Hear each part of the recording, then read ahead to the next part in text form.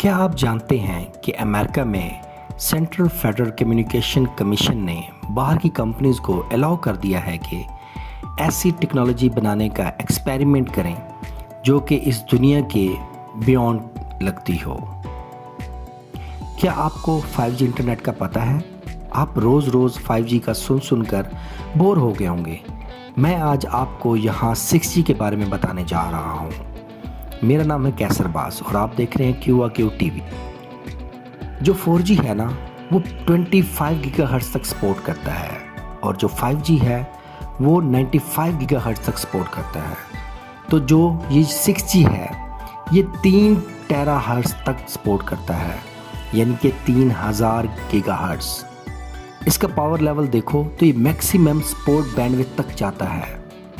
4G था 2.5 gigahertz, 5G था 95 gigahertz और 6G होगा 3000 गीगाहर्ट्ज़, यानी कि 3 टेराहर्ट्ज़ तक। इतनी स्पीड में हज़ारों जीबीज़ का डाटा, यानी कि करीब 1 TB का डाटा 10 से 20 सेकंड में डाउनलोड कर लेंगे। और स्पीड MBs में या GBs में नहीं बल्कि TBs में होगी। मतलब 200 या 300 की फुल HD मूवी सिर्फ आप 10 से 20 सेकंड में डाउनलोड कर लेंगे।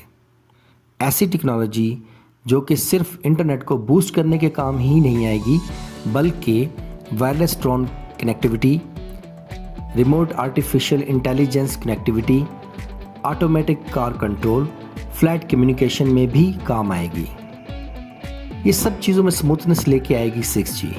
और ज़ाहिर है 6G आने में अभी काफ़ी टाइम लगेगा। 6th जनरेशन यानी कि 6G जो है वो 2030 या 2040 के लगभग में आएगा, क्योंकि 5G को फाइनल होने में भी अभी टाइम लग रहा है।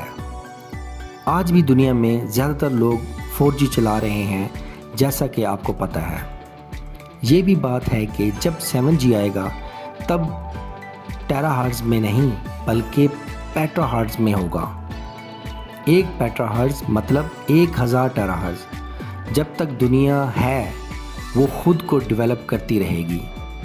जब डाटा टेराहर्ट्ज़ और पेटाहर्ट्ज़ में आ जाएगा तब लोग सोचेंगे कि पहले वाले लोग MBs और KBs में कैसे गुजारा करते थे।